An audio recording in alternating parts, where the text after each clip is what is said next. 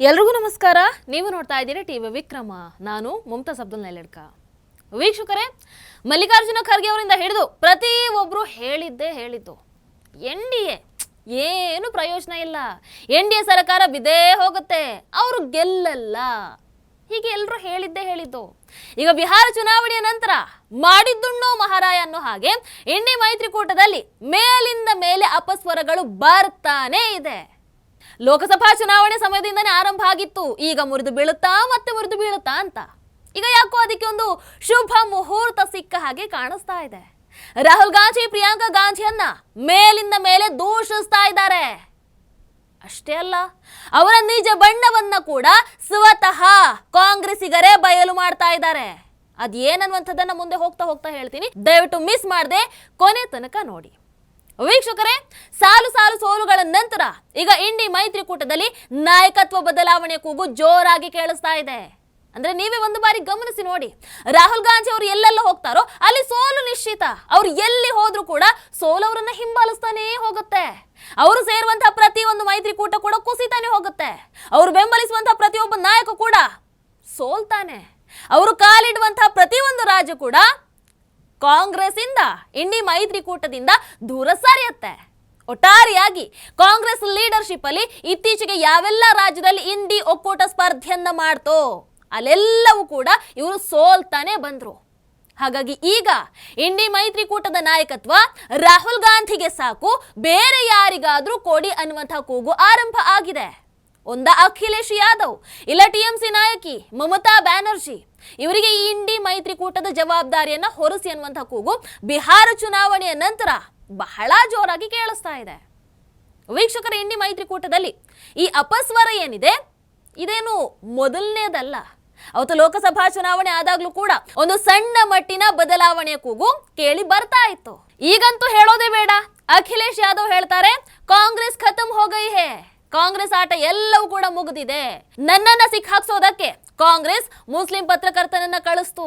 ಅದು ಬಿಡಿ, ಪರವಾಗಿಲ್ಲ, ದೇಶದಲ್ಲಿ ಕಾಂಗ್ರೆಸ್ ಆಟ ಮುಗಿದಿದೆ, ಕಾಂಗ್ರೆಸ್ ಈಗ ಜೀವ ಇಲ್ಲದೆ ಇರುವಂತಹ ಪಕ್ಷ ಅಂತ ಅಖಿಲೇಶ್ ಯಾದವ್ ಅವರೇ ಹೇಳ್ತಾರೆ ಅಂತ ಅಂದ್ರೆ ಅವರುಗಳ ಪರಿಸ್ಥಿತಿ ಹೇಗಿದೆ ಒಂದು ಬಾರಿ ಯೋಚನೆ ಮಾಡಿ. मुस्लिम हो आप? जी सर। ये भाषा होगी मुस्लिम?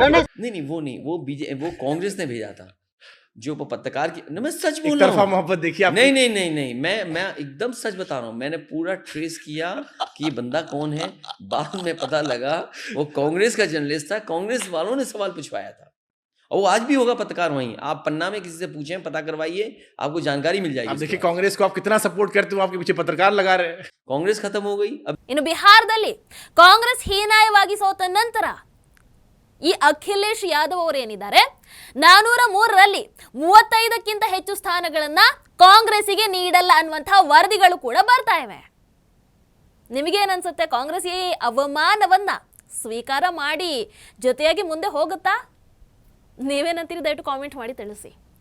ವೀಕ್ಷಕರೇ, ಒಂದು ಕಡೆ ಸಮಾಜವಾದಿ ಪಕ್ಷದ ಶಾಸಕ ರವಿದಾಸ್ ಮೆಹ್ರೋತ್ರ ಹೇಳ್ತಾರೆ, ಸಮಾಜವಾದಿ ಪಕ್ಷದ ಅಖಿಲೇಶ್ ಯಾದವ್ ಮೈತ್ರಿಕೂಟದ ನಾಯಕತ್ವವನ್ನು ವಹಿಸಬೇಕು. ಅವರು ಉತ್ತರ ಪ್ರದೇಶದಲ್ಲಿ ಸ್ವತಂತ್ರ ಸರ್ಕಾರವನ್ನು ತರೋದಕ್ಕೆ ಸಂಪೂರ್ಣವಾಗಿ ಯೋಗ್ಯರು, ಅಂಡ್ ಅವರಿಂದ ಅದು ಸಾಧ್ಯ ಇದೆ ಅಂತ ಹೇಳುವ ಮೂಲಕ ರಾಹುಲ್ ಗಾಂಧಿ ಅವರಿಗಿಂತ ಅಖಿಲೇಶ್ ಯಾದವ್ ಸಮರ್ಥರು, ಅವರೇ ಯೋಗ್ಯರನ್ನುವಂಥದ್ದನ್ನ ಹೇಳ್ತಾ ಇದ್ದಾರೆ. ಮತ್ತೊಂದು ಕಡೆ TMC ನಾಯಕರು ಪಶ್ಚಿಮ ಬಂಗಾಳದಲ್ಲಿ ಚುನಾವಣೆ ಹತ್ರ ಬರ್ತಾ ಇದೆ, ಈ ಸಮಯದಲ್ಲಿ ನಮ್ಮ NDA ಒಕ್ಕೂಟ ಇನ್ನೂ ಸ್ಟ್ರಾಂಗ್ ಆಗಬೇಕು, ಅಂಡ್ ಅದಕ್ಕೋಸ್ಕರ ಪಶ್ಚಿಮ ಬಂಗಾಳದ CM TMC ನಾಯಕಿ ಮಮತಾ ಬ್ಯಾನರ್ಜಿ ಅವರೇ ಸರಿಯಾದ ಆಯ್ಕೆ, ಅವರೇ ಇದಕ್ಕೆ ಯೋಗ್ಯರು, ಅವರ ಕೈಗೆ NDA ಒಕ್ಕೂಟದ ಅಸಾರಥ್ಯವನ್ನು ಕೊಟ್ಟು ಬಿಡಿ ಅಂತ TMC ನಾಯಕರು ಹೇಳ್ತಾ ಇದ್ದಾರೆ. ವೀಕ್ಷಕರ, ರಾಹುಲ್ ಗಾಂಧಿ ಅವರ ಬದಲಿಗೆ ಮಮತಾ ಬ್ಯಾನರ್ಜಿ NDA ಮೈತ್ರಿಕೂಟವನ್ನ ಮುನ್ನಡೆಸಬೇಕು ಅಂತ ಒಂದು ಕಡೆ TMCಯ ಕಲ್ಯಾಣ್ ಬ್ಯಾನರ್ಜಿ ಹೇಳ್ತಾ ಇದ್ದಾರೆ. ಇನ್ನು BMC ಚುನಾವಣೆಯಲ್ಲಿ ನಾವು ಕಾಂಗ್ರೆಸ್ ಜೊತೆಗೆ ಮೈತ್ರಿನೇ ಮಾಡ್ಕೊಳ್ಳಲ್ಲ ಅಂತ ಶಿವಸೇನೆ ಉದ್ಧವ್ ಠಾಕ್ರೆ ಹೇಳ್ತಾ ಇದ್ದಾರೆ. ವೀಕ್ಷಕರೇ, ಇನ್ನೊಂದು ಕಡೆ ನೋಡಿದ್ರೆ ರಾಹುಲ್ ಗಾಂಧಿ ಅದೇ ರೀತಿ ಪ್ರಿಯಾಂಕಾ ಗಾಂಧಿ ಕುತಂತ್ರವನ್ನ ಸ್ವತಃ NDA ಮೈತ್ರಿಕೂಟದ ಸಂಸದರೇ ಬಿಚ್ಚಿಟ್ಟಿದ್ದಾರೆ. ಸಂಸತ್ ಅಧಿವೇಶನಕ್ಕೆ ಅಡ್ಡಿಪಡಿಸಬೇಕು, ಸಂಸತ್ತು ನಡೆಯದ ಹಾಗೆ ನೋಡ್ಕೊಳ್ಬೇಕು ಅಂತ ರಾಹುಲ್ ಗಾಂಧಿ ಅದೇ ರೀತಿ ಪ್ರಿಯಾಂಕಾ ಗಾಂಧಿ ಸೂಚನೆಯನ್ನ ನೀಡ್ತಾ ಇದ್ರು ಅನ್ನುವಂಥದ್ದನ್ನ NDA ಮೈತ್ರಿಕೂಟದ ಸಂಸದ ಈಗ ಬಿಚ್ಚಿಟ್ಟಿದ್ದಾರೆ. ಅಂದ್ರೆ ಅಲ್ಲಿ ಚರ್ಚೆಗಳು ನಡಿಬಾರ್ದು. ಅದು ಅಭಿವೃದ್ಧಿ ವಿಚಾರದ ಚರ್ಚೆ ಆಗಿರಬಹುದು, ಕಾನೂನುಗಳ ವಿಚಾರವಾಗಿ ಆಗಿರಬಹುದು, ಬಿಲ್ ಪಾಸ್ ಆಗಿರಬಹುದು, ಇದ್ಯಾವುದು ಕೂಡ ಅಲ್ಲಿ ನಡಿಬಾರ್ದು.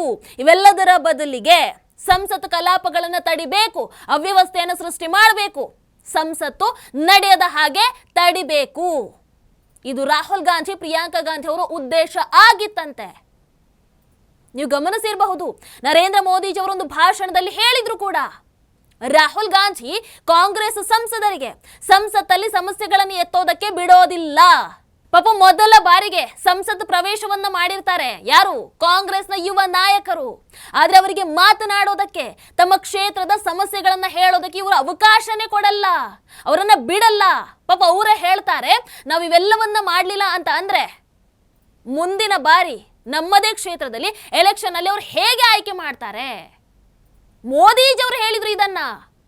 मुझे मालूम है पार्लियामेंट में जब युवा कांग्रेस के सांसद मिलते हैं, जो फर्स्ट टाइम कांग्रेस के सांसद है या उनके इंडिया अलायंस के सांसद है, वो मिलते हो कहते हैं साहब क्या करें, हमारी जो कैरियर खत्म हो रही। मैंने कहा क्या हुआ?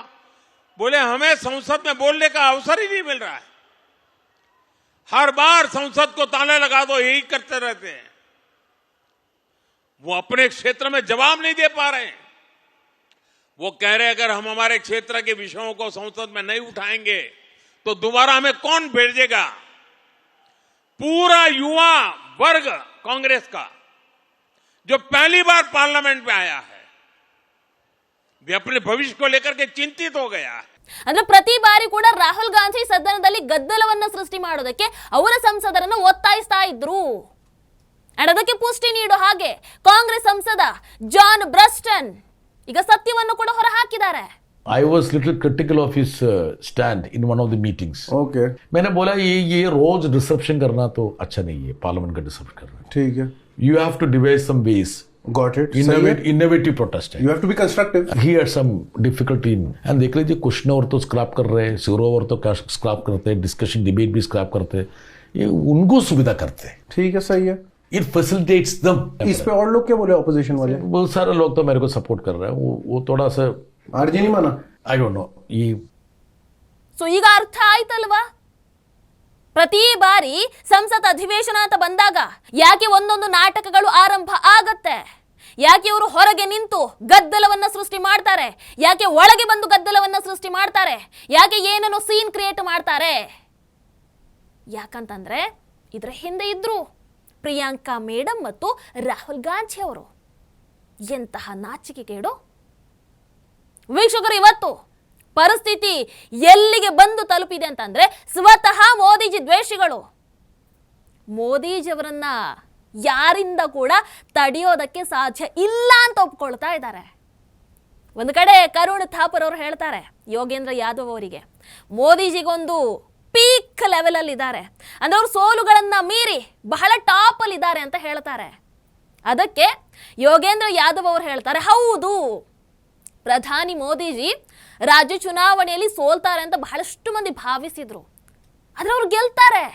2024ರಲ್ಲಿ 400 ಪಾರ್ ಅಂದ್ರೆ 400 ಸ್ಥಾನಗಳ ನಿರೀಕ್ಷೆ ಏನಿತ್ತೋ ಅದನ್ನು ತಲುಪೋದಕ್ಕೆ ಆಗ್ಲಿಲ್ಲ.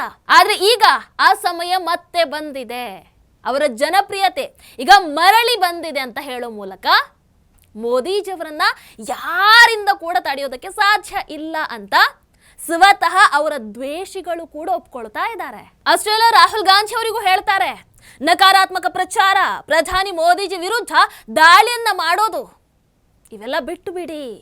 ರಾಹುಲ್ ಗಾಂಧಿ ಇವೆಲ್ಲವನ್ನ ಬಿಟ್ಟು ಒಂದಷ್ಟು ಸಕಾರಾತ್ಮಕ ಪ್ರಚಾರದತ್ತ ಗಮನವನ್ನ ಹರಿಸಬೇಕು, ಅಂಡ್ ಅದೇ ಒಳ್ಳೇದು ಅಂತ ಹೇಳಿದ್ದಾರೆ. ಇನ್ನೊಂದು ಕಡೆ ಕಾಂಗ್ರೆಸ್ ಸಂಸದ ಕಾರ್ತಿ ಚಿದಂಬರಂ ಗಾಂಧಿ ಕುಟುಂಬ ರಾಜಕಾರಣದ ವಿರುದ್ಧ ಸಿಡಿದೆದ್ದಿದ್ದಾರೆ. ಬಿಜೆಪಿ ಹಾಗೆ ಒಂದಷ್ಟು ಪಕ್ಷಗಳನ್ನು ಹೊರತುಪಡಿಸಿದ್ರೆ ಉಳಿದೆಲ್ಲ ಪಕ್ಷಗಳು ಕುಟುಂಬ ಕೇಂದ್ರಿತವಾಗಿವೆ. ನಾವು ಅಂತಹ ವ್ಯವಸ್ಥೆಯಿಂದ ದೂರ ಸರಿಬೇಕು. ಅಂತಹ ವ್ಯವಸ್ಥೆಗಳು ಯಾಕೋ ಒಳ್ಳೆಯದಲ್ಲ, ಪ್ರಜಾಪ್ರಭುತ್ವಕ್ಕೆ ಮಾರಕ ಅಂತ ಹೇಳೋ ಮೂಲಕ ಅವರದ್ದೇ ಗಾಂಧಿ ಕುಟುಂಬದ ವಿರುದ್ಧ ಮಾತಾಡಿದ್ದಾರೆ. ವೀಕ್ಷಕರ, ಈ NDA ಅದೇ ರೀತಿ ಇಂಡಿ ಮೈತ್ರಿಕೂಟದಲ್ಲಿರುವಂತಹ ಅತೀ ದೊಡ್ಡ ವ್ಯತ್ಯಾಸ ಏನು ಗೊತ್ತಾ? NDA ಮೈತ್ರಿಕೂಟದಲ್ಲಿ ನಿಮ್ಮ ನಾಯಕ ಯಾರು ಅಂತ ಕೇಳಿದ್ರೆ ಹೆಮ್ಮೆಯಿಂದ ನಮ್ಮ ನಾಯಕ ಮೋದಿಜಿ ಅಂತ ಹೇಳ್ತಾರೆ. ಅವರ ನಾಯಕತ್ವದ ಹೊರತಾಗಿ ಅಲ್ಲಿ ಬೇರೆ ಆಯ್ಕೆಗಳೇ ಇಲ್ಲ. ಅದೇ ಇಂಡಿ ಒಕ್ಕೂಟದಲ್ಲಿ ನೋಡಿದ್ರೆ ಒಬ್ಬೊಬ್ರು ಒಂದೊಂದು ಹೆಸರನ್ನ ಹೇಳ್ತಾರೆ, ಒಬ್ಬೊಬ್ರದ್ದು ಒಂದೊಂದು ಹೆಸರು, ಒಬ್ಬೊಬ್ರದ್ದು ಒಂದೊಂದು ಆಯ್ಕೆ, ಒಬ್ಬೊಬ್ರದ್ದು ಒಂದೊಂದು ಆಸೆ. ಹೌದಲ್ವೋ ವೀಕ್ಷಕರು? ಈ ಕಾಲ ಹೇಗೆ ಉಲ್ಟಾ ಹೊಡೆಯುತ್ತೆ ನೋಡಿ. ಒಂದು ಕಾಲದಲ್ಲಿ ಲಾಲು ಪ್ರಸಾದ್ ಯಾದವ್, ಅದೇ ರೀತಿ ಮುಲಾಯಂ ಸಿಂಗ್ ಯಾದವ್ ಸಂಸತ್ತಲ್ಲಿ ನಿಂತು ಒಂದು ಒಳ್ಳೆಯ ನೈಜ ವಿಚಾರವನ್ನು ಪ್ರಸ್ತಾಪ ಮಾಡಿದ್ದಕ್ಕೆ ಯೋಗಿ ಆದಿತ್ಯನಾಥ್ ಅವರಿಗೆ ಏ ಸಾಧು, ಹೋಗಿ ದೇವಸ್ಥಾನದಲ್ಲಿ ಗಂಟೆಯನ್ನ ಬಾರಿಸು, ಇದು ನಿನ್ನ ಕೆಲಸ ಅಲ್ಲ ಅಂತ ಅವರಿಗೆ ಅಣಕಿಸಿದ್ರು, ನಿಂದಿಸಿದ್ರು. ಇವತ್ತು ಅದೇ ಲಾಲು ಪ್ರಸಾದ್ ಯಾದವ್ ಪರಿಸ್ಥಿತಿ ಹೇಗಾಗಿದೆ? ಅಲ್ಲಂತೂ ಬಿಡಿ, ಪಕ್ಷವನ್ನು ಅಳಿಸಿ ಹಾಕಿದ್ದಾಗಿದೆ.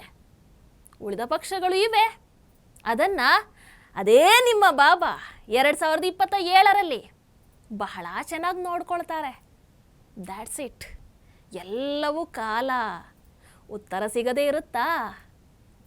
ಒಟ್ಟಾರೆಯಾಗಿ ಹೇಳೋದಾದ್ರೆ ಕಾಂಗ್ರೆಸ್ನ ಅಥವಾ ಇಂಡಿ ಒಕ್ಕೂಟದ ಎಲ್ಲ ಪ್ರೊಪಗ್ಯಾಂಡಾ ಅವರಿಗೆ ತಿರುಗುಬಾಣ ಆಗಿ ನಿಂತಿದೆ. ಇವತ್ತು EVM ಹ್ಯಾಕ್ ನಾಟಕ ವಿಫಲ ಆಗಿದೆ, ವೋಟ್ ಚೋರಿ ನಾಟಕ ವಿಫಲ ಆಗಿದೆ, ಜನ್ಜಿ ಪ್ರತಿಭಟನೆಯ ನಾಟಕ ವಿಫಲ ಆಗಿದೆ, ಪ್ರಜಾಪ್ರಭುತ್ವ ಅಪಾಯದಲ್ಲಿದೆ ಅನ್ನುವಂತಹ ನಾಟಕ ವಿಫಲ ಆಗಿದೆ, ರೈತರ ಪ್ರತಿಭಟನೆಯ ನಾಟಕ ವಿಫಲ ಆಗಿದೆ, ಇಡಿ ದಾಳಿಗಳ ಮೇಲಿನ ಒಂದು ಸೆಲೆಕ್ಟಿವ್ ಆಕ್ರೋಶದ ಆ ನಾಟಕ ಕೂಡ ವಿಫಲ ಆಗಿದೆ. ಈಗ ಇಂಡಿ ಮೈತ್ರಿಕೂಟದ ಆ ಒಂದು ಏಕತೆಯ ನಾಟಕ ಕೂಡ ವಿಫಲ ಆಗುವಂತಹ ಎಲ್ಲ ಲಕ್ಷಣಗಳು ಕೂಡ ಕಾಣಿಸ್ತಾ ಇದೆ. ಜನರಿಗೆಲ್ಲನೂ ಅರ್ಥ ಆಗುತ್ತೆ.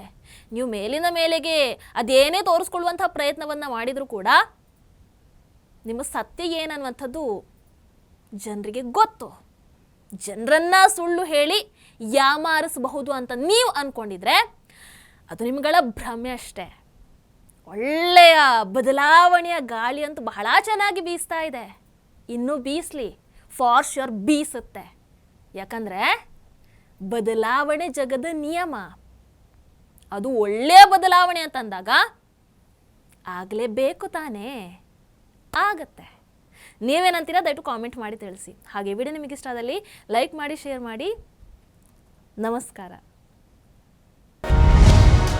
ಟಿವಿ ವಿಕ್ರಮ, ದೇಶ ನಿಮ್ಮ ಕೈಯಲ್ಲಿ. ಈ ಕಾರ್ಯಕ್ರಮ ನಿಮಗೆ ಇಷ್ಟ ಆಗಿದ್ದಲ್ಲಿ ಲೈಕ್, ಶೇರ್ ಹಾಗೂ ಕಮೆಂಟ್ ಮಾಡಿ.